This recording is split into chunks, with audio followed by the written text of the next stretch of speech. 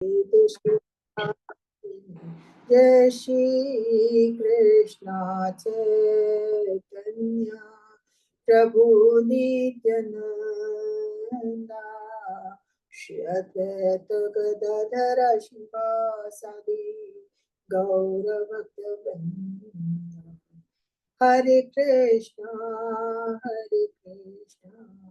कृष्ण कृष्ण हरे हरे हरे राम राम राम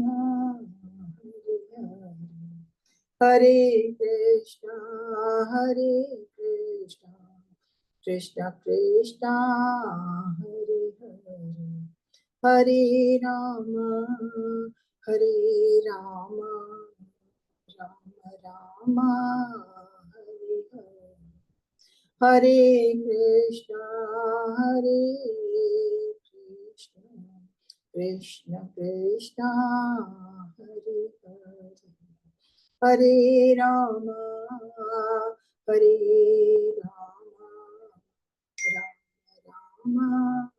हरे। हरे कृष्णा सभी को अनंत वैष्णव भक्त। हरे कृष्णा माता जी, दंडवत प्रणाम। दंडवत प्रणाम, सभी को सादर प्रणाम। हरे कृष्णा। हरे कृष्णा, सादर प्रणाम जी। आप सभी का 3 बजे की क्लास में स्वागत है। शेयर करते हैं।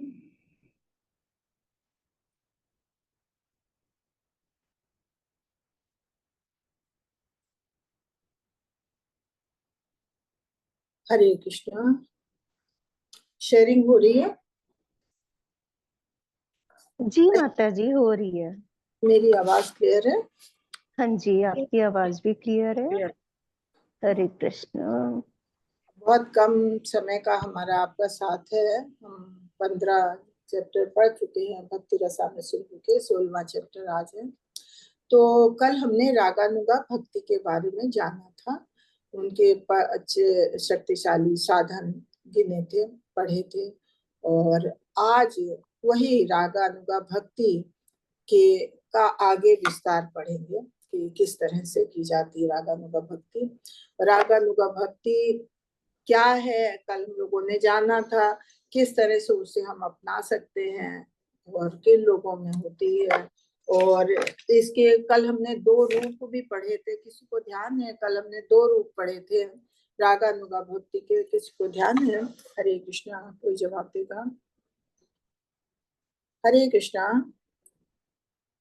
रागानुगा भक्ति के कल हमने 2 रूप पढ़े थे। प्रभु जी बोलिए। माता जी, रागानुगा भक्ति का 2 रूप है। एक है केंद्रीय आकर्षण और दूसरा है संबंध रूप। बिल्कुल सही सही। तो एक हुआ काम रूपा जो इंद्रिय आकर्षण, दूसरा संबंध रूपा। तो ये काम रूपा उसमें आता है ये माधुर्य भाव, जैसे हमारे ये गोपिकाएं हैं या भगवान की रानियां हैं। और संबंध रूपा जैसे बाल बाल का संबंध है या उनके पारिवारिक संबंध है, यशोदा माता का, नंद बाबा का। तो इस तरह के जो संबंध है वो आते हैं। तो कल हमने इसको पढ़ा था। आज हम रागानुगा भक्ति का आगे विस्तार पढ़ेंगे। रागानुगा भक्ति, सहज भक्ति का आगे वर्णन किया गया है। रागानुगा साधना भक्ति। साधना भक्ति का ही ये दूसरा प्रकार है। पहला था वैधि साधना भक्ति। उसी में जब कुछ लोगों में तो जैसे ब्रजवासी हैं उनको तो रागानुगा भक्ति के लिए कुछ करना नहीं पड़ता है। उनकी स्वयं की आंतरिक साधना ऐसी होती है कि वो पिछले जन्म की उनकी भक्ति होती है। ऐसे संबंध होते हैं भगवान के साथ कि उनको उसके लिए कुछ विशेष करना नहीं पड़ता है। लेकिन हम जैसे लोगों को रागानुगा भक्ति के लिए पहले वैदिक भक्ति का अभ्यास करना पड़ता है, जिसमें हमें गुरु का सहयोग लेना पड़ता है। गुरु का और वैदिक शास्त्रों का सहयोग लेना पड़ता है। और उस पे पूरी तरह से बिना किसी तर्क के हमें अभ्यास करना होता है। पूरा उसका ध्यान से उसको अपनाना पड़ता है। और जब उसी को अपनाते अपनाते हम भगवान के साथ प्रेम में आ जाते हैं, फिर वो रागानुगा भक्ति में आ जाता है। तो आज उसको और हम डिटेल में पढ़ते हैं। इसमें पढ़ा रागानुगा साधना भक्ति। परिभाषा क्या है कि रागानुगा साधना भक्ति एक उन्नत अभ्यास है जिसका उद्देश्य वृंदावन रागात्मिका भक्ति के एक शाश्वत पूर्ण निवासी की सेवा मनोदशा को विकसित करना है। कि रागानुगा भक्ति जो है, हमने जैसे बताया कि अगर वैधि भक्ति के द्वारा भी हम लोग जाते हैं अभ्यास करके, तो इसका ये जो उन्नत अभ्यास है, जब हम बहुत ज्यादा अभ्यास करते हैं तब हम कहीं वहां पे पहुंच पाते हैं। और उसका एक उद्देश्य हमारा क्या है कि जैसे वृंदावन के लोगों में, वहां के गोपिकाओं ग्वालों में जो शाश्वत वहां के पूर्ण निवासी हैं, उनकी जो सेवा मनोदशा है उसके उस तक हमको अपने को विकसित करना होता है कि हमें भी भगवान के प्रति उतने सेवा भाव, उतनी गहराई से प्रेम भाव उत्पन्न हो। तो उसको अगर हम अपना मतलब इतना उन्नत कर सकते हैं, इतना विकसित अपने को कर सकते हैं, तो वो रागानुगा साधना भक्ति होती है। फिर कह रहे हैं पात्रता, पूर्वापेक्षा या पात्रता। पात्रता क्या है? एक विशिष्ट संबंध में कृष्ण की सेवा करने की प्रबल इच्छा। सबसे बड़ी तो अगर भक्ति में आना है तो सबसे बड़ी पात्रता तो यही है कि मन में हमारे कृष्ण की सेवा की प्रबल इच्छा होनी चाहिए। ये इच्छा कैसे प्राप्त करें? ये सुनकर कि कैसे वृंदावन के शाश्वत निवासी सहज रूप से विभिन्न प्रेम पूर्ण भावों में कृष्ण की सेवा करते हैं। अब उसके लिए हमें कहीं से तो ज्ञान लेना है, तो उसमें बताते हैं कि इच्छा हम कैसे प्राप्त करें, कि कैसे हमारे में ये प्रबल इच्छा हो। तो हम दूसरों को देख के जान सकते हैं। तो जैसे हम इस चीज को समझें कि वृंदावन के जो शाश्वत निवासी हैं वो किस तरह से भगवान की सेवा करते हैं, उनमें क्या प्रेम पूर्ण है, क्या ऐसा भाव है जो हम अपने में विकसित करें। योग्यता कब प्रकट होती है? जब लोग एक विशेष तरीके से कृष्ण को प्रसन्न करने की विलक्षण अत्यधिक इच्छा होती है। यदि कोई अन्य इच्छा हो तो लोभ नहीं हो सकता। लोभ कब आता है कि मतलब हमारे मन में एक ये लोभ, लालच, लौल्यम, हमें भगवान के प्रति प्रेम करने के एक विलक्षण प्रेम, एक विलक्षण लालच हो कि हम किस तरह से भगवान को प्रेम करें, किस तरह से हम भगवान को अपनाएं, कि भगवान हमको अपना ले, अपनी सेवा में ले लें। ये हमारे अंदर से अत्यधिक इच्छा होनी चाहिए कि हमको कुछ नहीं चाहिए, हमको कुछ क्या चाहिए, सिर्फ भगवान की सेवा चाहिए। तो भगवान हमें किस तरह से अपनाएंगे? तो अगर हमारे में इतनी इच्छा, अत्यधिक इच्छा उत्पन्न हो जाती, तब ये हमारे लोभ पैदा हो सकता है। लेकिन अगर सांसारिक लोभ हमारे में है तो ये लोभ कभी नहीं आ सकता है। अगर सांसारिक लोभ है कि हमारा भौतिक चीजों में मन लगता है, तो ये भगवान के प्रसन्न करने की विलक्षण जो इच्छा है वो हमारे में नहीं आ सकती। तो इसके लिए सबसे पहले तो हमें भौतिक चीजों से अपनी इच्छाओं को हटाना होगा। किसी तरह से हम इनसे दूर हटें, और इनसे दूर हटने का हम लोगों ने उपाय यही पढ़ा है शुरू से कि हम भक्तों का साथ करें, श्रवण करें, कीर्तन करें, नाम जप करें। जितना हम नाम जप करेंगे, जितना भक्तों का साथ करेंगे, उतना हमारी भौतिक चीजों से लोभ अपने आप धीरे धीरे विरक्ति अपने आप आने लगती है। अनर्थ वृत्ति तक नहीं, कि अगर अनर्थ निवृत्ति हमारे में नहीं हुई है तो हमारे में इच्छा नहीं आ सकती। कैसे अनर्थ निवृत्ति आ सकती है? वैधि साधना भक्ति कैसे होगी? जब वैधि साधना भक्ति, जब हम किसी गुरु का सहारा लेते हैं, वैदिक ग्रंथों का सहारा लेते हैं और उसका अभ्यास करते हैं, तो धीरे धीरे जैसे जैसे भक्तों का साथ करते हैं, वैसे वैसे हमारे में अनर्थ निवृत्ति अपने आप आने लगती है। और जब तक अनर्थ निवृत्ति नहीं आती, तब तक ये विलक्षण इच्छा हमारी जो भगवान के प्रति अत्यधिक प्रेम की है वो नहीं उत्पन्न हो सकती। तो उसके लिए बहुत जरूरी है। आगे बताते हैं कि रागानुगा साधना भक्ति के प्रकार। एक विशेष भक्ति के साथ कृष्ण को याद करना। कौन सा भक्त? आकांक्षी रिश्ते पर निर्भर करता है। आकांक्षा कैसे विकसित होती? शारीरिक और मानसिक दोनों रूप से वृंदावन की शरण लेने की जरूरत है। कि अगर हम भगवान के प्रति भक्ति को अपने जगाना चाहते हैं, तो हम भगवान के किसी एक भक्त को तो पकड़े, गुरु के रूप में।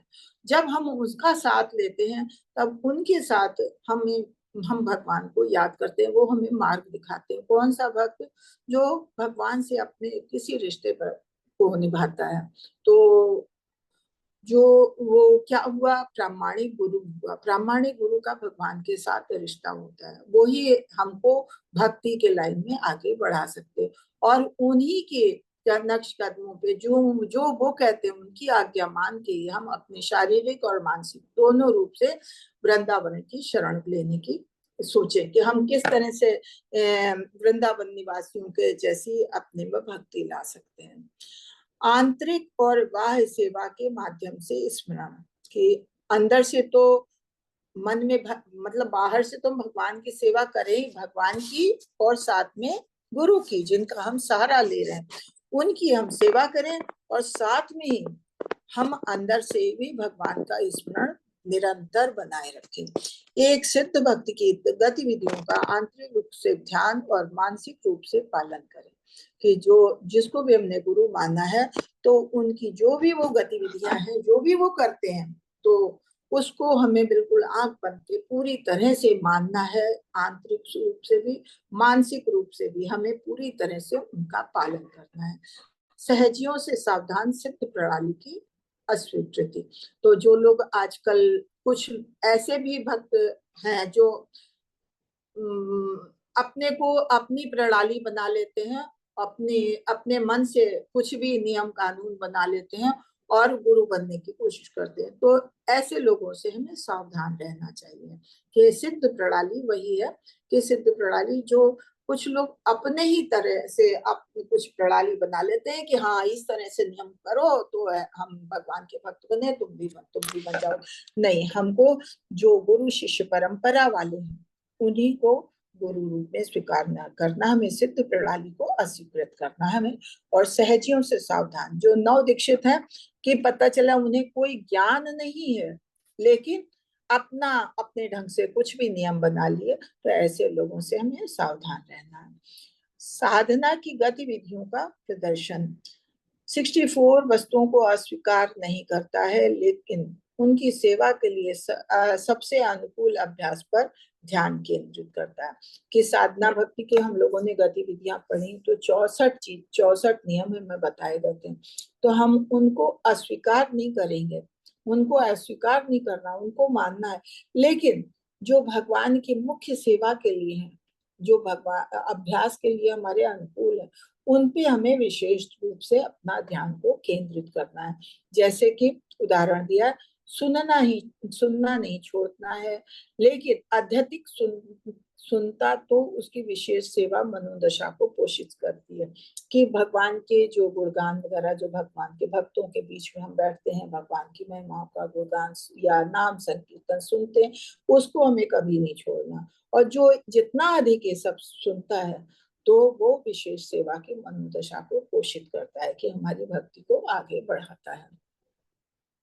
रागानुगा भक्ति, साधना भक्ति के प्रकार, 2 प्रकार जो हमने कल भी पढ़े थे कि 2 प्रकार होते हैं। एक है कामानुगा जो वैवाहिक प्रेम है, और दूसरा है संबंधानुगा जो पितृत्व या मातृत्व मतलब संबंध बनाया हुआ है।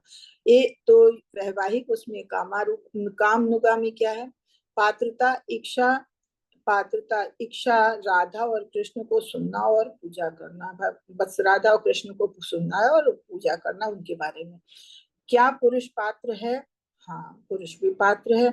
क्यों? ऋषि के दंड कारण पद्म पुराण और महाकूल पुराण।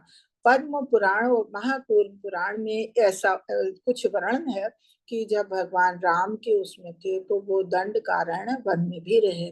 तो जब वहां के ऋषि मुनि थे तो भगवान के ऊपर इतने, भगवान के रूप सौंदर्य पे इतने मोहित हो गए थे कि वो उनसे अपना संबंध बनाना चाहते थे, लेकिन वो पुरुष थे, ऋषि गण थे। तो उन्होंने भगवान से ऐसी इच्छा जाहिर की कि हम आपके साथ संबंध बनाना चाहते हैं, क्योंकि उनके रूप सौंदर्य पे वो बहुत मोहित हो गए थे। तब भगवान ने उन्हें ये दिया था आशीर्वाद की, मतलब अब जब हम कृष्ण रूप में आएंगे तब आप हमारी गोपिका बन के आओगे। तो वो जो तो इस तरह से पुरुष रूप में भी जो है वो भगवान की भक्ति में आ सकते हैं, वो भी अपना कामानुगा भक्ति कर सकते हैं, ऐसा कुछ नहीं है। तो जो गोपिकाएं हैं वो दंड कारण जो वहाँ का वन था, वहाँ के ऋषि मुनि हैं, वो अगले जन्म में गोपिकाएं बन के आए। प्रकार ये कामनुगा भक्ति का दो प्रकार है, स्वकीया और परकीया। परकीया क्या होता है, उसमें अविवाहित गोपिकाएं हैं जो भगवान के साथ रास करती हैं, वृंदावन की गोपियां जैसे हैं। और कुछ है वो स्वकीया जो विवाहित हैं, जैसे द्वारिका की रानी वगैरह, उनकी सहायता करना और राधा रानी तथा अन्य की सेवा करना दाम्पत्य में सीधी सेवा है। कि अगर भगवान से ऐसा हमें संबंध बनाने की इच्छा है तो हमें राधा रानी की और जो अन्य गोपियां हैं तो उनकी सेवा करना है, उनके हमें नक्श कदम पे चलना है, उनकी सेवा करना है, तभी हम आगे भगवान के साथ ऐसे संबंध बनाने के लिए तब कर सकते हैं। संबंध नुगा पितृत्व या मित्रता के संबंध, जैसे कल भी हमने पढ़ा था कि जो ये नंद बाबा का है, यशोदा माता का है, माता पिता का के रूप में है, मित्रता के रूप में ग्वाल वाले हैं और भी हैं उनके साथ, तो वो सब जो है उनका संबंध है। या उनके परिवार के और सदस्य हैं तो उनके भाई भतीजे वगैरह हैं, चाचा ताऊ वगैरह, वो सब भी उनके अपरोक्ष रूप में संबंधी हैं। तो उन सबको वो सारे संबंध अनुगा में आते हैं। तो प्रत्यक्ष में आए कृष्ण के पिता बनना चाहते हैं, तो अगर कृष्ण के पिता जैसी चाहत है कि हमें भगवान बाल रूप में मिले, तो उन्हें क्या है कि नंद बाबा की जो भी उन्होंने किया है तो उनके की पचिन्हों पे चलने का प्रयत्न करना चाहिए। लेकिन कहते हैं कि इससे मायावाद का खतरा हो सकता है, कि फिर सांसारिक चीजों से में ज्यादा आपका दिलचस्पी पड़ सकती है, इसलिए ऐसा नहीं है। अपनी जो भी भक्ति करनी है तो यहाँ पे सचेत कर दिया गया है कि कहाँ किस चीज से क्या खतरा है, तो इस चीज को आपको पहले से सोच के चलना है कि अगर हमें इस रूप में भगवान को चाहिए तो हम किस तरह की भक्ति करें। परोक्ष रूप से कृष्ण के माता पिताओं और दोस्तों की सेवा की प्रशंसा के लिए इच्छुक। तो अगर हम भगवान के साथ संबंध बनाना चाहते हैं तो हमें परोक्ष रूप से भगवान के जो माता पिता हैं, जैसे कहते हैं कि भगवान से आगे सेवा तो भगवान के माता पिता की करनी चाहिए, क्योंकि वो कितने बड़े भक्त होंगे जिन्होंने भगवान को अपने पुत्र रूप में पाया है, या जो भगवान के मित्र हैं गोपाल, तो उन लोगों की कितनी भक्ति होगी जिन्होंने भगवान का साथ पाया। तो हमें उनकी प्रशंसा के लिए उनके गुणगान सुनने चाहिए, उनकी सेवा करने की कोशिश करनी चाहिए। सेवा कैसे होती है कि उनकी महिमाओं का गुणगान हम सुने और उसको अपने जीवन में अपनाने की कोशिश करें, कृष्ण के पिता का अनुसरण करें और आदर्श का पालन करें। तो ये चीजें हैं, इन चीजों को जब हम अपनाएंगे तो भगवान को, अगर हम संबंध भगवान से बनाना चाहते हैं तो हमें परोक्ष रूप से भगवान के माता पिता और उनके मित्रों की पूजा करनी चाहिए, उनकी सेवा करने की इच्छा होनी चाहिए।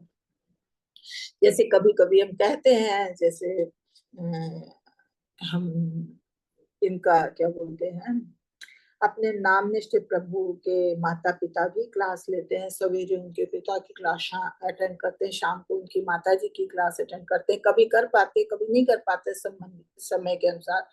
लेकिन हम यही सोचते हैं वो कितने भाग्यशाली हैं जिन्होंने ऐसा पुत्र पाया। तो ये तो भगवान के भक्ति ही है नाम निष्ठ प्रभु। लेकिन भगवान के जो माता पिता है वो कितने भाग्यशाली होंगे, उन्होंने कितनी तपस्या की होगी, कितने जन्मांतर की तपस्या होगी जो उन्हें भगवान के माता पिता का या मित्र का के रूप में साथ मिला है। तो इन चीजों को हमें समझना चाहिए, उनकी सेवा के बारे में हमें सोचना चाहिए। रूप जी क्या कहते हैं किसी चीज के प्रति सहज आकर्षण, तीव्र इच्छा और प्रेम के साथ पूरी तरह से लीन रहते हुए सच प्रेम की ऐसी भावनाओं के साथ की जाने वाली भक्ति को रागानुगा भक्ति कहते हैं। कि जो हमने शुरू में ही पढ़ा कि अगर किसी चीज के प्रति अगर सहज हमारा आकर्षण है और बहुत ज्यादा इच्छा है तो हम पूरी तरह से उसको पाने की इच्छा करते हैं।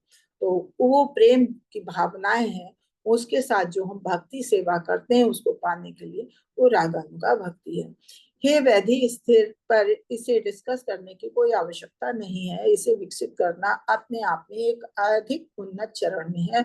रागानुगा भक्त बहुत शक्ति से पालन नहीं करते, लेकिन सहज स्वभाव से कुछ शाश्वत भक्तों के प्रति आकर्षित हो जाते हैं और अनायास उनके नक्श कदम पर चलने की कोशिश करते हैं, महत्वाकांक्षी का विकास करें। तो कह रहे हैं कि अगर रागानुगा भक्ति है तो इसके लिए वैदिक भक्ति के ऊपर डिस्कस करने की आवश्यकता नहीं। वैदिक भक्ति किसके लिए है? जो हम जैसे बद्ध जीव हैं कि जिनमें कोई भक्ति है ही नहीं, तो भगवान के प्रति हम कैसे अपने मन में वो रागानुगा भक्ति उत्पन्न करें? तो उसके लिए हमको गुरु चाहिए, शास्त्र चाहिए, तो और उस पे उनके नियमों का हम पालन करें, विधि विधानों का नियम से पालन करें और अभ्यास करें, तब कहीं विकसित होके हम रागानुगा भक्ति में आ सकते हैं। लेकिन अगर कोई रागानुगा भक्ति में है तो उसके लिए ये डिस्कस करने की जरूरत नहीं है, क्योंकि ये तो अपने आप में एक अधिक उन्नत चरण है, जैसे कि गोपियों और ग्वालों में है। रागानुगा भक्ति बहुत सख्ती से पालन नहीं करते। रागानुगा भक्ति वाले जो हैं, जो ब्रज के निवासी हैं, गोपियां हैं, ग्वाले हैं, या भगवान के माता पिता संबंध रूपी हैं, तो उन्हें वो कोई ये गुरु थोड़ी बनाते हैं, गुरु का क्या क्या का थोड़ी पालन करते हैं, ये शास्त्र के नियमों का थोड़ी पालन करते हैं। क्यों? क्योंकि वो तो भगवान से ऑलरेडी जुड़े हुए हैं। लेकिन उन्होंने पिछले जन्मों में इतनी भक्ति कर ली है तो उन्हें ये अवसर प्राप्त हुआ है। अभी नहीं कर रहे हैं, अभी उन्हें रागानुगा भक्त जो भी हैं उन्हें इन नियमों का पालन नहीं करना पड़ता है। क्यों? क्योंकि उन्होंने जन्म जन्मांतर भगवान की सेवा की है, भगवान की भक्ति की, तब उन्हें ये रूप मिला है। लेकिन सहज स्वभाव से कुछ शाश्वत भक्तों के प्रति आकर्षित हो जाते हैं। तो रागानुगा भक्ति वाले पालन जरूर नहीं करते हैं, लेकिन फिर भी जो भगवान के अनन्य भक्त हैं उनके प्रति आकर्षित अवश्य होते हैं, तो और उनके नक्श कदमों पे चलने की कोशिश करते हैं। पालन करने की इतनी उत्सुकता तब तक संभव नहीं है जब तक कि भौतिक संदूषण से मुक्त न हो। ये तो हमने पहले ही पढ़ा। ये सबसे बड़ी चीज है कि हम ये सेवा में तभी आगे बढ़ सकते हैं जब तक हमारे में अर्थ निवृत्ति नहीं है। अगर जब तक हमें भौतिक चीजों की से मुक्ति नहीं है, इससे हम नहीं छूटते हैं, तब तक हम भगवान की भक्ति में आगे नहीं बढ़ सकते। उन्नत भक्त को यही नहीं, ये नहीं दिखाना चाहिए भले ही उसने वो प्राप्त कर लिया। और कहते हैं जो उन्नत भक्त होता है, ऊंची स्थिति पे पहुंच गया भक्त, तो उसको फिर ये सब अपने को दिखाने की आवश्यकता नहीं होती। वो शांत होता है, उसे कभी अपनी भक्ति को दिखाने की जरूरत नहीं होती। जब तक शरीर में अंतरः आंतरिक रूप से सोचे भगवान को और एक विशेष सहयोगी का पालन करने में भावनाओं को विकसित करना और विशेष स्वाद को विशेष रूप में एक नवाह में अवशोषित कर सकते हैं। कि जब हमारे अंदर ये भावनाएं आने लगती हैं, तो स्पेशली भगवान के प्रति या भगवान के सहयोगी के प्रति, तो भावनाएं जो आने लगती हैं उनका पालन करते हैं, उसको हम विकसित करते हैं, तो हमें एक अत्यंत आनंद का भाव आता है। जैसे कि ये गोप वाले देखिए भगवान के साथ बैठे हुए कितने आनंद का अनुभव कर रहे हैं भगवान के। उन्हें ये थोड़ी मालूम है कि ये भगवान है, लेकिन उन्होंने पूर्व जन्मों में इतने तप किए हैं, इतनी तपस्या की भगवान को पाने के लिए, कि उन्हें भगवान का इस रूप में साथ मिला और भगवान के साथ बैठे खा रहे हैं, पी रहे हैं, खेल रहे हैं, एंजॉय कर रहे हैं। आगे रागानुगा और रागात्मिका। प्रत्येक भक्त अपनी पूर्णतावस्था में भगवान के लिए एक सहज आकर्षण होता है। दाम्पत्य संबंध भक्तों की विशेष क्षमता में भगवान की सेवा करने की अत्यधिक इच्छा होती है। तो यहाँ रागानुगा और रागात्मिका बताया है कि ऐसे तो भगवान के प्रति भगवान की जब भगवान का कोई भी अनन्य भक्त होता है तो भगवान के प्रति उसका एक सहज आकर्षण होता है। लेकिन दाम्पत्य जीवन में जो जो कामानुगा भक्ति है उसमें भगवान की सेवा करने की अत्यधिक इच्छा, वो अलग से विशेष क्षमता होती है, उसकी क्षमता जो है अलग होती है। उनको तो हमेशा गोपिकाओं का गोपियों का के नक्श कदमों पे चलना चाहिए। रागानुगा, राग आत्मिकों के मद्देनजर निम्नलिखित रागात्मिका, काम रूपा या संबंध रूपा, ये दो भाव बताए हैं। फिर दाम्पत्य प्रेम क्या है? दाम्पत्य प्रेम प्रत्यक्ष रूप से जुड़ा केली या लीलाओं को सुनकर ही संभव है, जो पहले से ही सेवा में लगे हुए श्रवण के साथ संबंध विकसित करते हैं, आकर्षित हो जाते हैं। दाम्पत्य प्रेम जैसे कि हम देख रहे हैं सारी रानियों से गोपियों से भगवान घिरे हुए हैं, तो ये भगवान की लीलाएं सुनते हैं, सुनते सुनते जो बहुत वो भगवान की इस तरह की लीलाएं सुनते, एक तो लीलाओं को सुनने के लिए पहले हमें भगवान के बारे में बहुत अच्छे से जानना चाहिए, तब हमें भगवान की लीलाओं को इस तरह की सुनना चाहिए। और जब हम सुनते हैं तो अपने आप प्रेम जगता है, और प्रेम जगता है तो वैसी भगवान की सेवा करते हैं, तो अपने में श्रवण के द्वारा ये संबंध विकसित किया जाता है। तो ये यहाँ पे आज पूरा हुआ। अब हम इसका चैप्टर लेते हैं। हरे कृष्णा। ये कोई इतना टफ तो नहीं था, फिर भी अगर किसी का कोई प्रश्न हो तो प्लीज आप लोग करें, उसके बाद फिर हम बुक शेयर करते हैं। हरे कृष्णा। बुक शेयर करें। जी माता जी एक प्रश्न है मेरा यहाँ पे। अभी हमने स्टार्टिंग में पढ़ा माता जी कि रागात्मिका भक्तों का अनुसरण करते हैं ये रागानुगा, तो ये रागात्मिका भक्त माता जी इनके बारे में हमें पढ़ेंगे अभी, या क्या होते हैं ये थोड़ा सा बता दीजिए। अभी आगे पढ़ेंगे, बुक से आपको क्लियर हो जी जाएगा, फिर भी नहीं क्लियर होगा तो देखते हैं फिर। ठीक है। जी माता जी, जी माता जी, धन्यवाद। आप सब डिवोटीज हैंड रेज कर सकते हैं रीडिंग के लिए।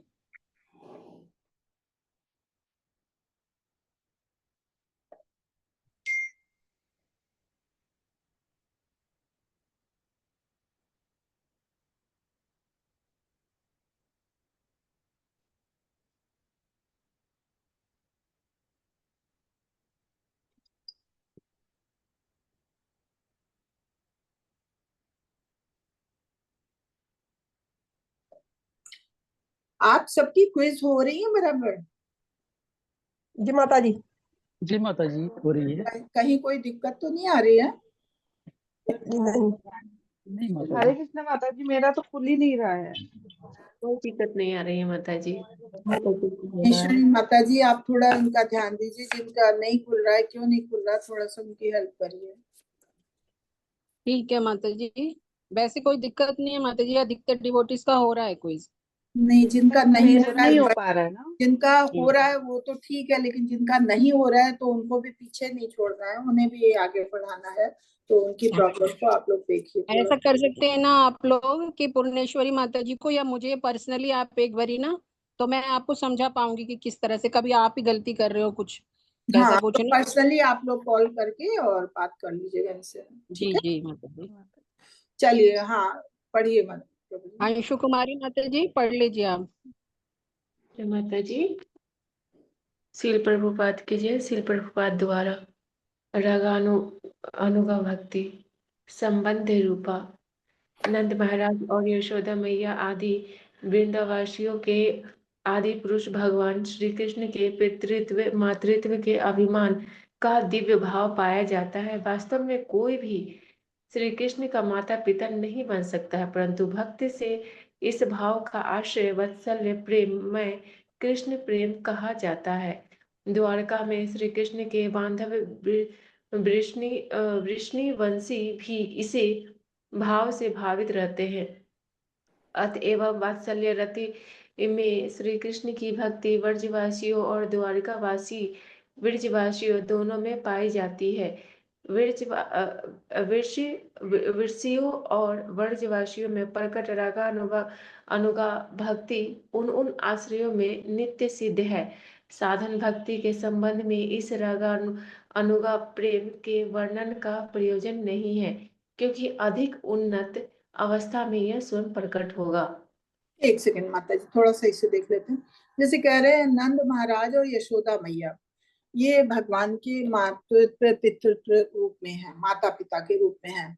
तो ये भगवान ये, लेकिन कह रहे हैं ये साथ में ये भी है कि भगवान तो आदि पुरुष है, भगवान का कभी आदि नहीं है, कहीं पता नहीं चलता है कि कब भगवान का की शुरुआत हुई, क्योंकि जब सृष्टि नहीं थी, कुछ भी नहीं था, तब भी भगवान थे। तो भगवान के माता पिता इस तरह से कौन हो सकते, कोई नहीं हो सकते हैं।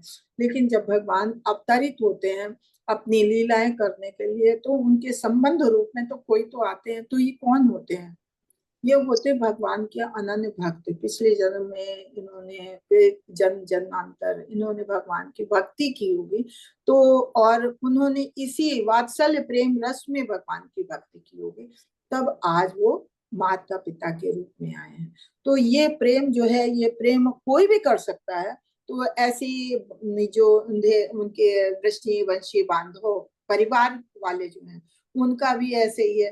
तो ये कोई भी कर सकता है, हम आप भी कर सकते हैं। अगर हमारे में इतनी भक्ति है, भगवान से हम संबंध जोड़ना चाहते हैं, तो भगवान के प्रति जिसका भी कोई लड्डू गोपाल रखता है तो उन्हें अपने बच्चे की तरह रखता है, कोई अपने सखा के रूप में रखता है। तो जैसी भक्ति होती है, तो वो आगे वो उनको जन्म जन्मांतर तक भगवान की सेवा करने के बाद कभी न कभी उनको भगवान का साथ मिलता है। और लेकिन रागानुगा भक्ति के लिए कह रहे हैं कि इसके लिए कोई इतना वो नहीं है कि इसमें कोई अभ्यास की आवश्यकता है। क्यों? क्योंकि ये चीजें ऐसी हैं, ये नित्य सिद्ध है। ये जो वो जन्म जन्मांतर की लोगों की भक्ति है, वही ये आई है जो उन्नत रूप में है। तो वो भगवान से संबंध उसका जुड़ा है, और तब भगवान के प्रति उनका ये रागानुगा प्रेम है कि ये पहले से ही उनका मतलब स्वाभाविक प्रेम है। तो इसके लिए कोई साधन भक्ति का वर्णन करने की जरूरत नहीं कि साधन भक्ति, जैसे साधन भक्ति का हमने दो भाग बताया कि वैधि भक्ति और रागानुगा भक्ति। तो साधन भक्ति के संबंध में इसका कोई प्रयोजन नहीं, क्योंकि इसमें वैधि भक्ति का कोई मतलब ही नहीं। ये जो है, ये सब स्वभावता उन्नत अवस्था में स्वयं का प्रेम है उनका, कि पिछले जन्मों की इन लोगों की भक्ति है जो उन्हें ये प्रेम प्राप्त हुआ है। हरे कृष्ण। आगे पढ़िए माता जी। रागानुगा भक्ति के पात्र विष्णुओं और व्रजवासियों आदि नित्य सिद्ध भगवत भक्तों की अनुगति के लोभी पुरुष रागानुगा भक्त कहलाते हैं। अर्थात वे उन भक्तों की संसिद्धि को प्राप्त करने के लिए यत्नशील है। ये रागानुगा भक्त भक्ति के विधि विधान का दृढ़ता से अनुसरण नहीं करते, वरन सहज स्वभाव से ही नंद यशोदा आदि नित्य भक्तों के भाव के लोभी हो जाते हैं और फिर स्वतः ही उनकी अनुगति करने लगते हैं। किसी भक्त विशेष के भाव की प्राप्ति का यह लोभ सैने सैने बढ़ता जाता है। इसी क्रिया का नाम रागा अनुगा है। यह सदा स्मरणीय है कि व्रजवासियों की अनुगति की यह लालसा तब तक संभव नहीं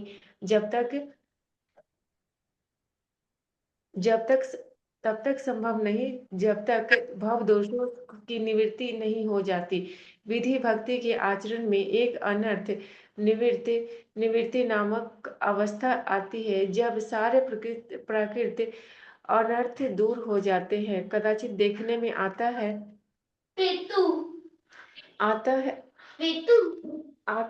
कि अनर्थों से भक्त न म्यूट कर दे, और किसकी आवाज आ रही है? दंभ करता है। ऐसा नामाधारी भक्त अपने को नंद यशोदा और गोपियों का अनुज बताता है, पर साथ में उनके मैथुन के लिए नंदनीय आकर्षण के लिए अंशु माता जी के यहाँ से ही आ रही है माता जी साउंड। माता जी, या तो आप वहाँ बच्चों को शांत कर दें, नहीं तो फिर किसी और को दे दे पढ़ने को, क्योंकि डिस्टर्ब हो रहा है। देवी प्रेम की ऐसी अभिव्यक्ति तो कपट मात्र है, जिसमें गोपी प्रेम के प्रति यथार्थ राग है। उनके चरित्र में किसी प्राकृतिक दोष की ग्रंथ ये शेष नहीं रह सकती है। हरे कृष्ण। बस आप यहीं रुक जाए। तो यहाँ रागानुगा भक्ति के पात्र बता रहे हैं जो भगवान के परिवार के हैं या ब्रजवासी हैं, ये नित्य सिद्ध भगवान के भक्तों के अनुगत पाए हैं, तो वो भगवान के रागानुगा भक्त कहलाते हैं। जो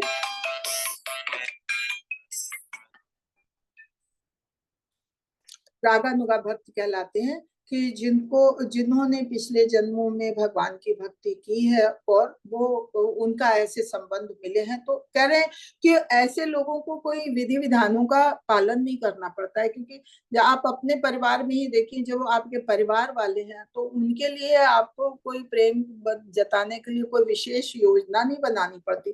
तो ये जो भगवान की भक्ति में पा के करके भगवान का संबंध पा गए हैं, तो उनको विधि विधानों का पालन नहीं करना है कि हाँ भगवान के साथ हमें संबंध बनाना है, तो हमें क्या करना चाहिए क्या नहीं। क्यों? क्योंकि वो तो स्वभावतः उनके माता पिता और नित्य साथी बन के आए हैं। लेकिन फिर भी कह रहे हैं कि जो लोग भगवान की भक्ति इस भाव से करना चाहते हैं, तो वो भाव अपने भाव की प्राप्ति के लिए धीरे धीरे धीरे धीरे, या जो संबंध बन भी गया है, जैसे वहां के ब्रजवासियों का है, भगवान के प्रति प्रेम है, भगवान के साथ उनके खेल हैं, भगवान के साथ उनकी लीलाएं हैं, धीरे धीरे जैसे जैसे भगवान की लीलाओं को देखते हैं, तो धीरे धीरे उनका लोभ बढ़ता जाता है, क्योंकि उन्हें पता नहीं है भगवान है, तो उनके प्रति प्रेम और बढ़ता प्रगाढ़ होता जाता है। वो रागानुगा है, वो उसके लिए कोई वो विशेष कार्य नहीं कर रहे हैं, लेकिन साथ में रहते रहते रहते रहते एक तो उन्हें प्रेम मिला है संबंध, और संबंध की वजह से उनका प्रेम धीरे धीरे जो बढ़ रहा है, तो वो भगवान की भक्ति में आता है, तो उसको रागानुगा कहते हैं। और उसके बाद कह रहे हैं कि ब्रजवासियों की अनुगत की ये लालसा तब तक नहीं, जैसे ऐसा तो है कि ब्रजवासी हैं जो जिसने कहते हैं वृंदावन में अगर जन्म भी ले लिया, तो वो भी कोई ऐसा साधारण नहीं होगा, भले ही कोई कीड़ा ही क्यों ना हो, कोई जानवर ही क्यों ना हो, अगर वृंदावन में ब्रज में जिसका जन्म हुआ है, जो रह रहा है वहां, तो उसकी कुछ ना कुछ तो पिछले जन्मों की भक्ति रही होगी। लेकिन फिर भी कह रहे हैं कि अगर उन्हें अपनी भक्ति को प्रगाढ़ करना है, तो उसके लिए सबसे ज्यादा जरूरी है कि भौतिक निवृत्ति, भौतिक चीजों के प्रति जो भी है लगाव, उसकी निवृत्ति, तभी भगवान के प्रति आकर्षण बढ़ सकता। अनर्थ निवृत्ति सबसे ज्यादा जरूरी है। जब तक अनर्थ निवृत्ति नहीं होगी, तब तक भगवान के प्रति रागानुगा भक्ति नहीं हो सकती। ये झूठी चीज है कि अगर कह दें कि हाँ वो ब्रजवासी है तो रागानुगा भक्ति है, नहीं, ये दंभ है, ये झूठ है। जब तक उनमें अगर भौतिक चीजों के प्रति लोभ लालच है, आकर्षण है, तो वो रागानुगा भक्ति नहीं हो सकती। ऐसा नामधारी भक्त अपने को नंद यशोदा या गोपिकाओं का अनुग बताता है, पर साथ में हाँ, अगर कोई कहता है कि हम नंद यशोदा या गोपिकाओं का अनुसरण करते हैं, और अपना कार्य कैसा करता है, कार्य निंदनीय कार्यों के प्रति उसका आकर्षण है, तो वो भक्ति नहीं हो सकती। वो सिर्फ एक कपट मात्र है, उनके छल है, तो वो दिव्य प्रेम की अभिव्यक्ति नहीं हो सकती। वो खाली दिखावा है, जिसमें कि वो भी प्रेम के प्रति यथार्थ राग है, उनके चरित्र में किसी प्राकृतिक दोष का गंध भी नहीं आती। जो जिनमें वाकई भगवान के प्रति गोपी प्रेम जैसा भाव है, रागानुगा भक्ति है, तो उनमें भौतिक दोष इस तरह का कोई नहीं पाया जाता। अतः प्रारंभ से सबको शास्त्र और गुरु की आज्ञा अनुसार विधि भक्ति की दृढ़ता से पालन करना चाहिए। प्राकृतिक विचारों की मुक्ति से के अनंतर ही ब्रजवासियों की अनुगति। हमें अगर भगवान के प्रति रागानुगा भक्ति चाहिए, तो हमें अपने गुरु और शास्त्रों का आज्ञा अनुसार पालन करना चाहिए। जो भी हमें बताया जाता है उसका दृढ़ता से पालन करना चाहिए और उसका अभ्यास करना चाहिए, तभी धीरे धीरे हमारी भगवान के प्रति भक्ति बढ़ती है, और फिर वो लालसा, उनके प्रति प्रेम की लालसा जो है वो उदय होती है, और तभी रागानुगा भक्ति आ सकती है। शील रूप गोस्वामी का वाक्य है कि जब साधक यथार्थ में भव बंधन से मुक्त हो जाता है, तो वो कृष्ण की या किसी ब्रजवासी नित्य भक्ति की सदा स्मरण कर सकता है। और ये बात सही है, जब तक ये भौतिक लालसा बनी रहती है, भौतिक चीजों के प्रति आकर्षण बना रहता है, तब तक भगवान की भक्ति जो है वो खाली दिखावा मात्र है। और अगर ये ब्रजवासियों के प्रति भी उनका स्मरण है, बहुत लोग जाते हैं वृंदावन खाली दर्शन करने जाते हैं, दर्शन करके घूम घाम के चले आते हैं, लेकिन उन्हें पता नहीं है कि वृंदावन में क्या करना चाहिए, क्या नहीं करना चाहिए। क्यों? क्योंकि उनमें भौतिक आकर्षण है, भौतिक जगत से जुड़े हुए हैं, उनमें अभी उतनी नर्थ निवृत्ति नहीं आई, तो वो लोग जाते हैं, वृंदावन जाते हैं और दर्शन करके, हाँ बहुत सुंदर मंदिर, बहुत सुंदर मंदिर, और छांट छांट के मंदिर घूम घूम के चले आते हैं। लेकिन कहते हैं जो भगवान की भक्ति करने जाते हैं, वो मंदिर में दर्शन करने से ज्यादा वहां के भक्तों से मिलते हैं, उनकी सेवा करते हैं। और ये नहीं है कि भीड़ बहुत है तो हम धक्का मार के, हम गुस्सा करके कैसे भी हम भगवान को दर्शन, नहीं, भगवान का दर्शन होना हो, अगर हम वहां पहुंच गए और हमारे में भक्ति है भगवान के प्रति, तो हमें अंदर, हम पहुंचे ना पहुंचे, भगवान हमें देखें, भगवान हमें हम तक पहुंच जाते हैं। तो ये चीज बताइए कि हमारे में सबसे पहले अनर्थ निवृत्ति होनी चाहिए। कोई ये नहीं है कि हम वहां पहुंच गए हैं तो हमारी भक्ति हो गई, तो उसके लिए हमें भगवान के प्रति प्रेम होना चाहिए। भाव ये है कि यदि संभव हो तो शरीर से ही ब्रजवास करता हुआ वृंदावन के भक्तों की निरंतर भगवत सेवा में परायण, अगर हो सकता है तो बहुत अच्छी बात है कि ब्रजवास करे और वहां के जो भक्त हैं उनके साथ मिले, उनकी निरंतर सेवा करे, और उनकी सेवा करेगा तो भक्ति में आगे बढ़ेगा ही। लेकिन अगर हरे की सामर्थ्य नहीं कि वृंदावन में सब कोई, हर कोई तो नहीं रह सकता, वृंदावन इतना बड़ा तो नहीं कि हर कोई वहां समा जाए, तो नहीं रह सकते, तो भी हम मन से तो वृंदावन का ध्यान कर सकते हैं और गुरु की सेवा कर सकते हैं, गुरु के कहे नक्श कदमों पे चल सकते हैं, भगवान की सेवा कर सकते हैं। अगर मन से भी मानसिक सेवा भी हम करते हैं तो भी हमें उस अनुगति का चिंतन करना चाहिए और भगवान की सेवा करनी चाहिए, तो उससे भी हमारी भक्ति प्रगाढ़ होती है। हरे कृष्णा। आगे पढ़िए, कौन पढ़ेगा? प्रमोद प्रभु जी पढ़ लीजिए। हरे कृष्ण माता जी, दंडवत प्रणाम। जो वास्तव में कृष्ण भावना में उन्नति कर चुका है और निरंतर भक्ति में तत्पर रहता है, उस भक्त को पूर्णतः सिद्ध हो जाने पर भी वो अपने को प्रकट नहीं करना चाहिए। भाव यह है कि जब तक प्राकृतिक देह है वह निरंतर कनिष्ठ साधन के अनुसार ही साधन करता रहे।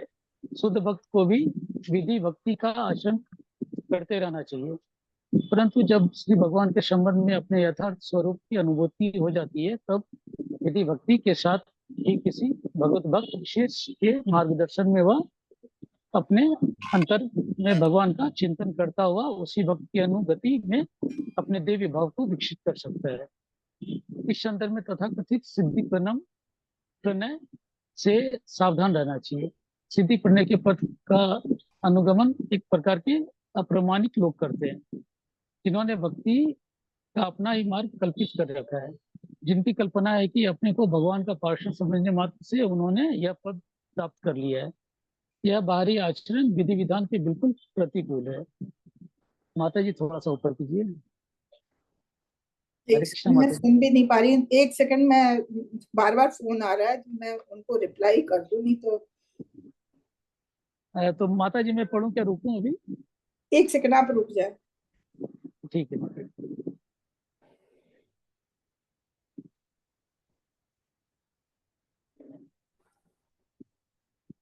हाँ जी, पढ़े।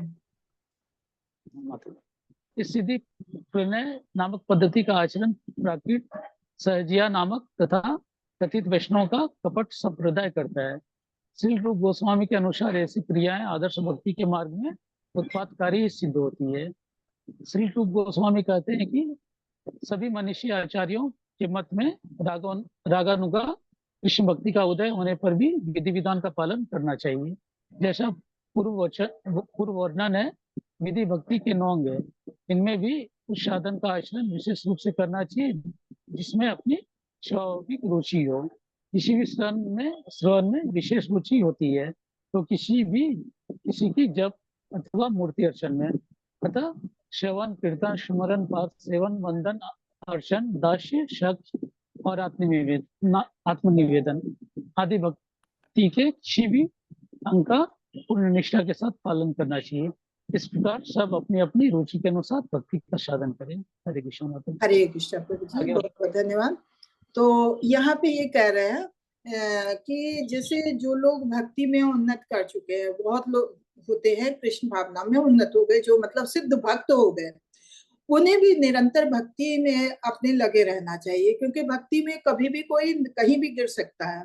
तो भक्ति अपनी नहीं छोड़नी चाहिए, जो नियमों का पालन है वो हमेशा करते रहना चाहिए, और किसी दूसरे के आगे अपनी भक्ति को शो ऑफ नहीं करना चाहिए कि हम तो इतनी भक्ति करते हैं, हम तो इतनी जल्दी उठ जाते हैं, भगवान की ऐसा सेवा करते हैं वैसा।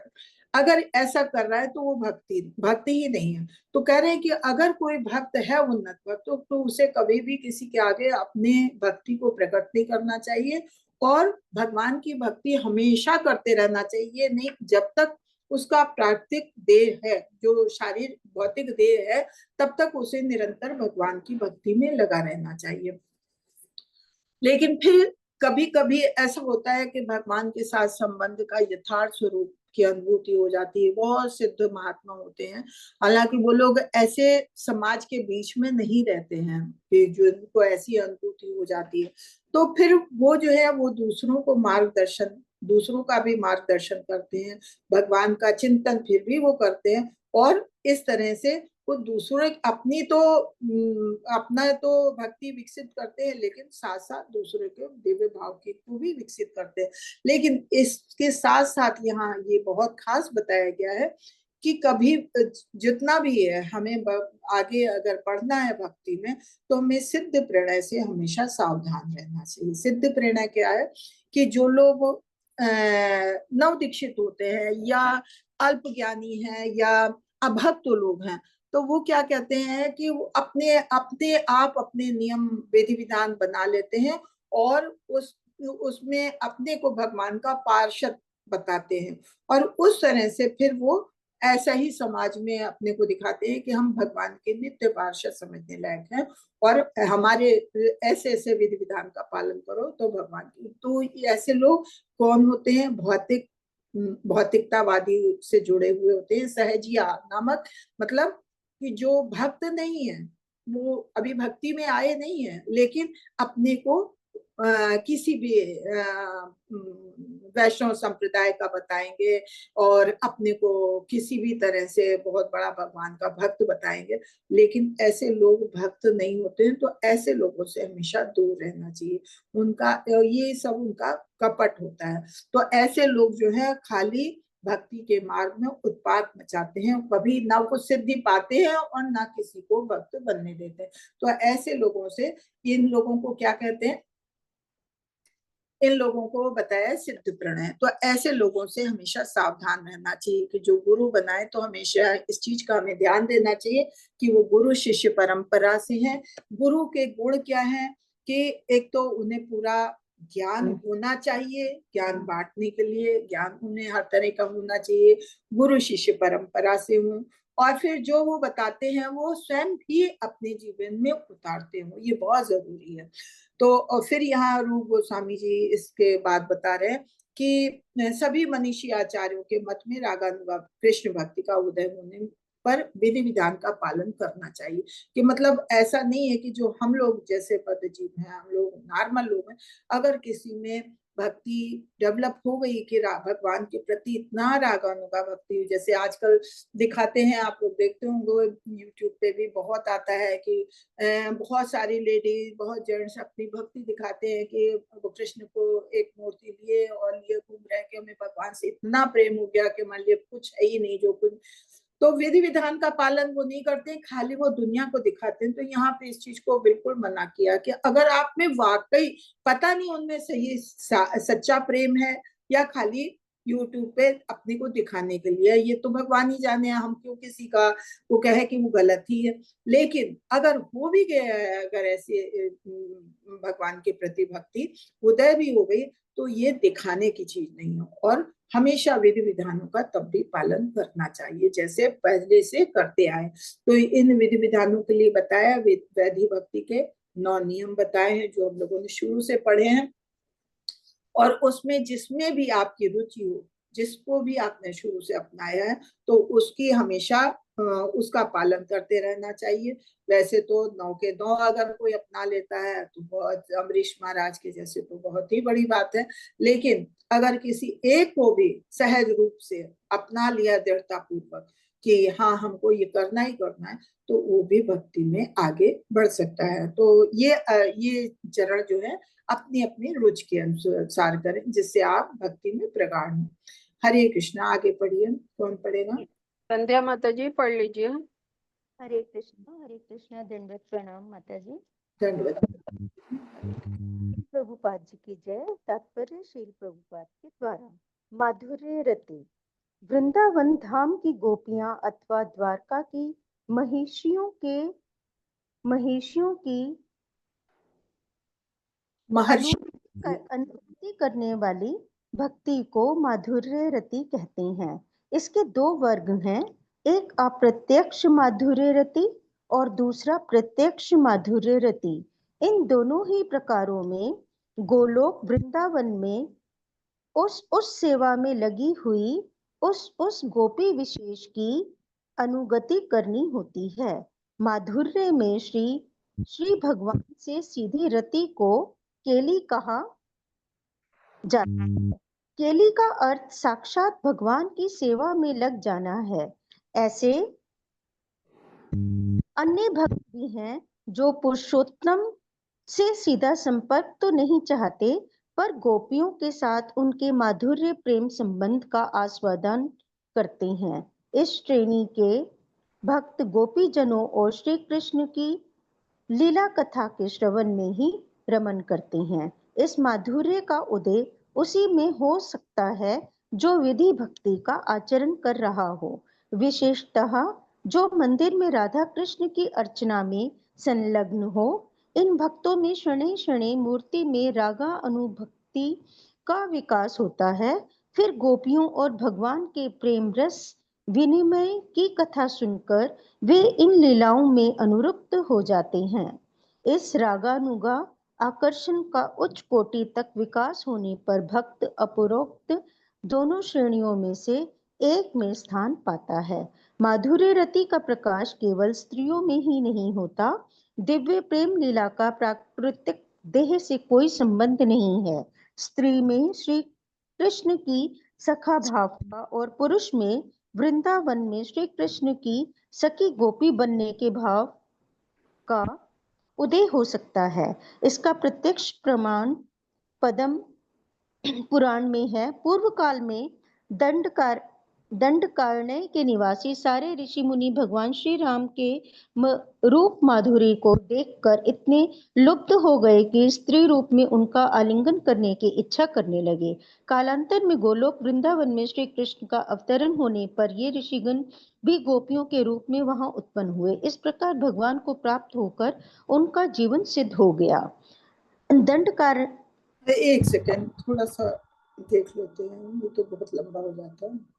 ये माधुर्य रति को बताया। माधुर्य प्रेम क्या है कि माधुर्य रति जो है ये भगवान वृंदावन में गोपियों का या द्वारका के महर्षियों की अनुगति जो महर्षियों ने द्वारका के महर्षियों ने की है भक्ति, वो है माधुर्य रति। इसके दो वर्ग बताए, एक अप्रत्यक्ष एक प्रत्यक्ष रूप में। प्रत्यक्ष रूप में इसमें इन दोनों ही प्रकारों में गोलोक वृंदावन में उस सेवा में प्रत्यक्ष में कौन होता है? जो भगवान की डायरेक्ट एकदम सीधी भगवान की सेवा में लगा होता है, वो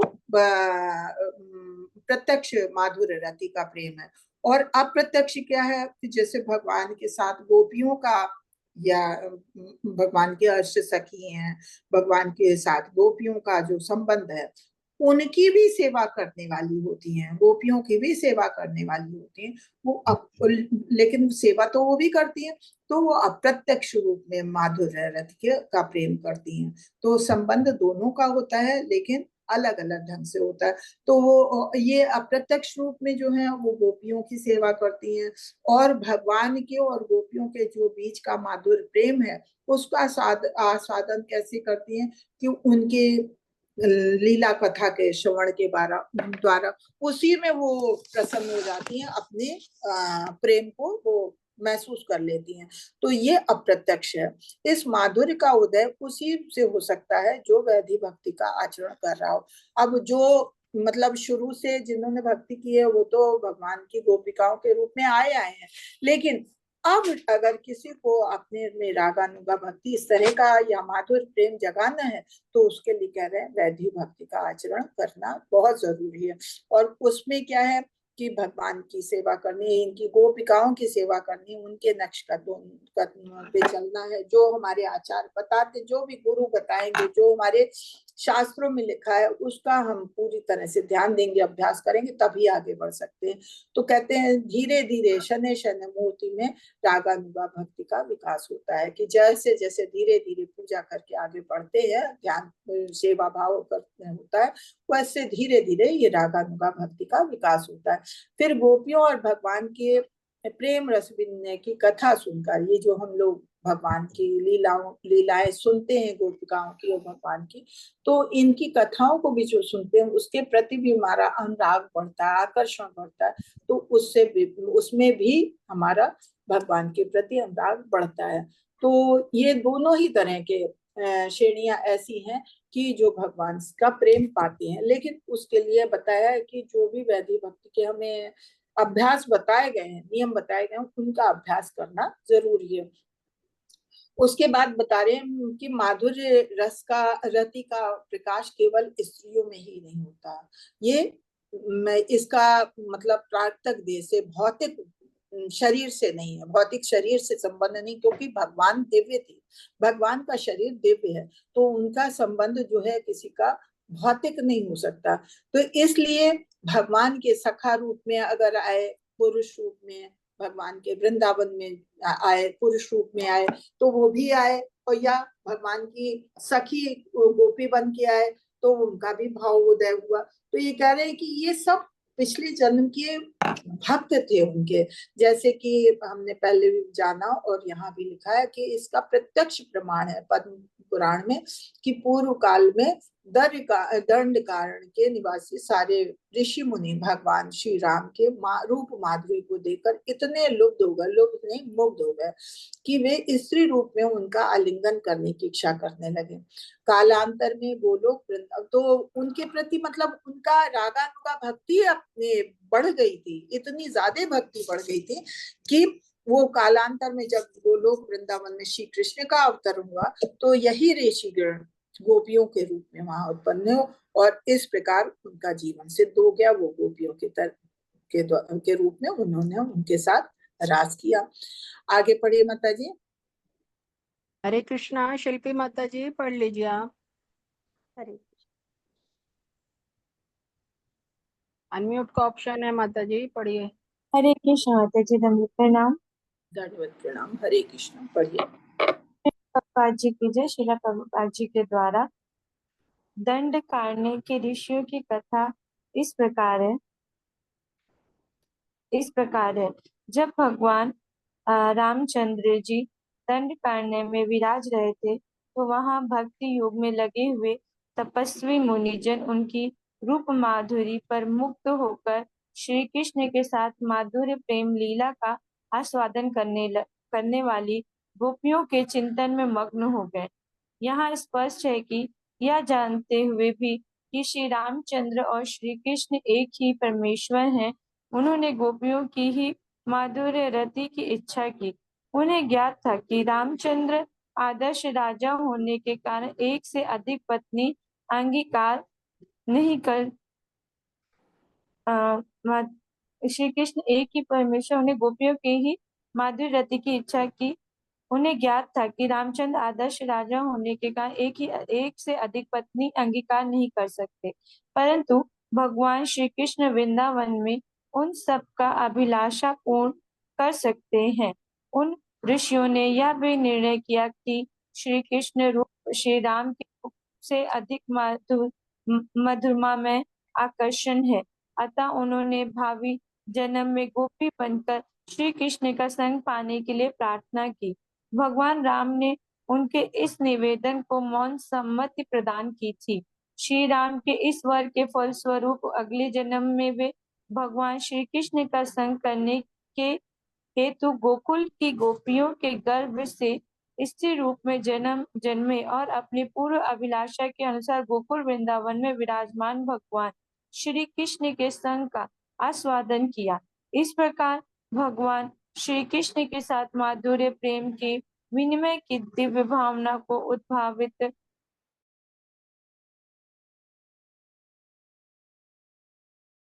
रति के उद्भावित करके उन्होंने अपने मानव जीवन को कृतार्थ किया।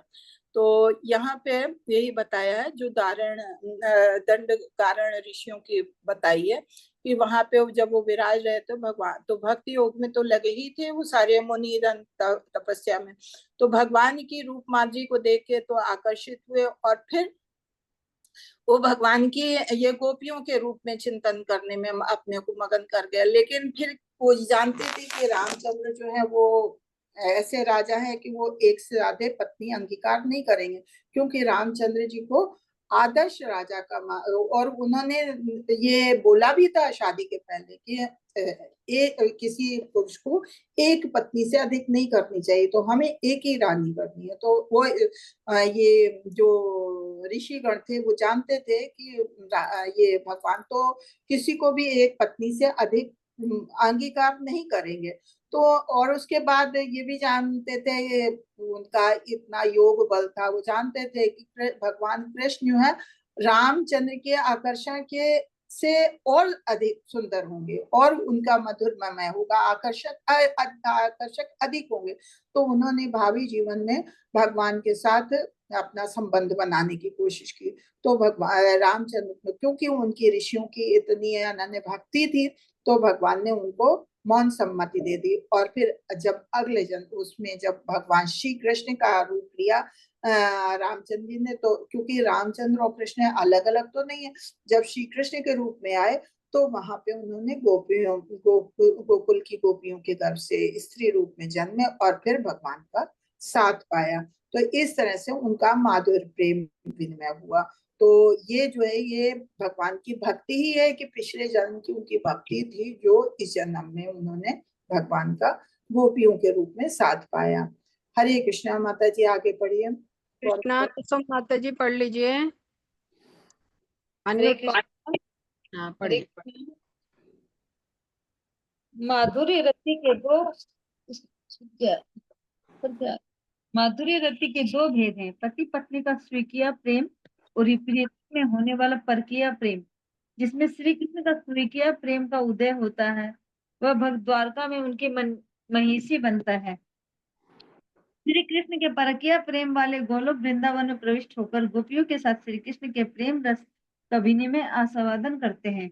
यह ध्यान रहे कि गोपी अथवा महिषी के रूप में भी वह कृष्ण प्रेम स्त्रियों तक ही सीमित नहीं है, पुरुष भी इस भाव का सेवन कर सकते हैं, जैसे दंडक वन में ऋषियों ने किया था।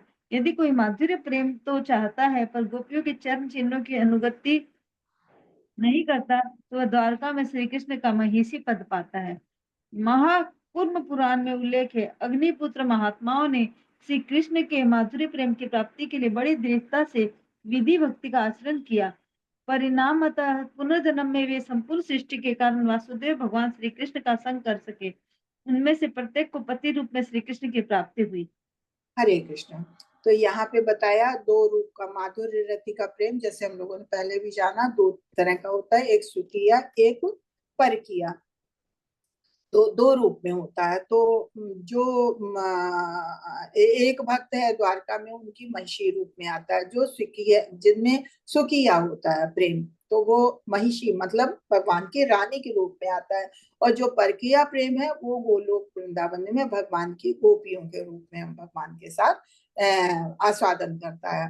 तो इस तरह से बताया। लेकिन फिर भी साथ में जैसे हम लोगों ने पहले भी पढ़ा कि ये माधुर्य प्रेम जो है भगवान का, ये खाली स्त्रियों तक सीमित नहीं है, ये पुरुष का भी अगर ऐसा कोई भाव है, क्योंकि भगवान के लिए स्त्री और पुरुष नहीं है, भगवान तो भगवान है, वो दिव्य है, उनका कोई ये थोड़ी कि स्त्री और पुरुष वाली बात। कहते हैं राधा कृष्ण अलग अलग नहीं है, एक ही है, खाली दो शरीर है दिखाने के लिए, आत्मा एक है। तो जब इस तरह के हैं तो उनके लिए पुरुष स्त्री का कोई भेद नहीं है।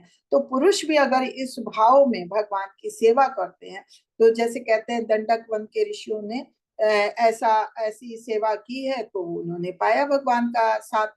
लेकिन कहते हैं कि जो गोपियों के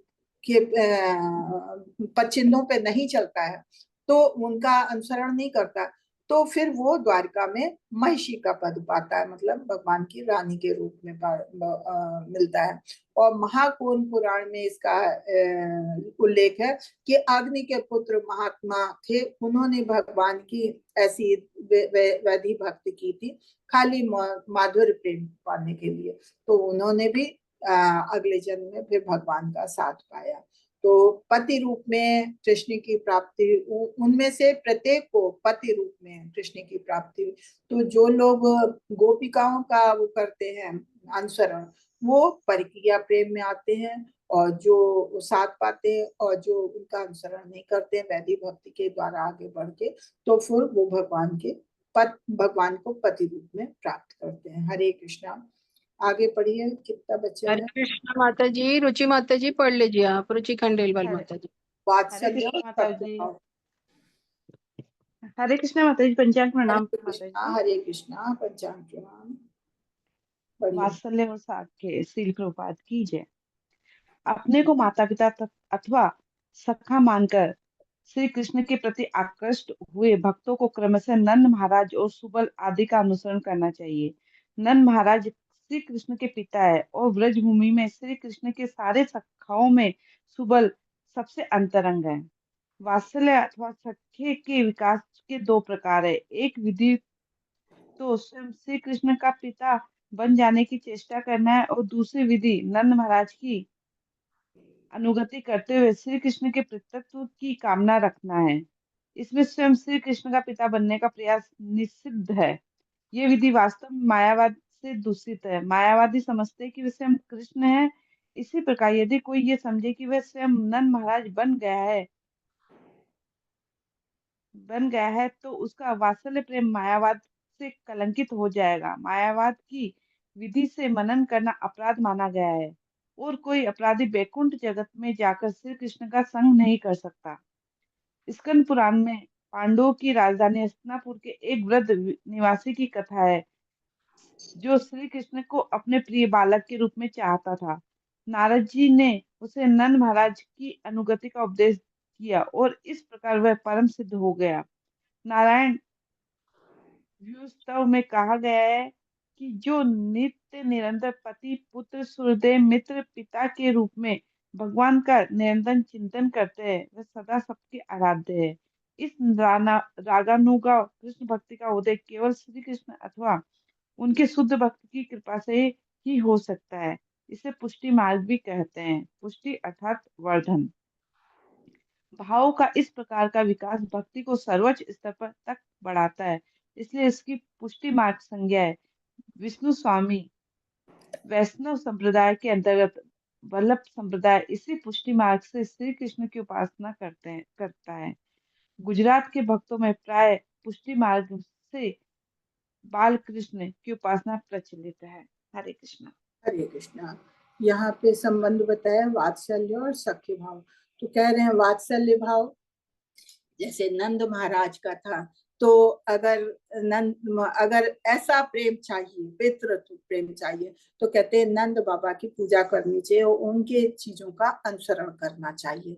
क्योंकि कहते हैं कि नंद बाबा जो है ब्रजभूमि के सबसे सुबल, सबसे मतलब हर तरह से सबसे अच्छे सखाओं में सबसे और सबके प्यारे थे, सबके अंतरंग थे, सभी लोगों ने बहुत पसंद करते थे। इसके अलावा कह रहे हैं वात्सल्य और सख्य विकास दो प्रकार के हैं। जैसे हमने पहले भी पढ़ा कि वात्सल्य क्या है कि भगवान को अपने बेटे के रूप में पाना, जैसे नंद महाराज को मिला। और यह साख्य भाव की जैसे ग्वाल बाल भगवान के सखा के रूप में आए, तो जैसी भावना से आप भगवान की पूजा करते हैं और आराधना करते हैं, आप अभ्यास करते हैं, वैसा मिलता है। लेकिन कुछ लोग हैं जैसे कहते हैं कि अपने को नंद महाराज मान लिया ये, और हम कहते हैं कि भाई हमारे में वात्सल्य प्रेम है और हम खुद नंद महाराज हैं, हम भगवान को अपने बेटे के रूप में।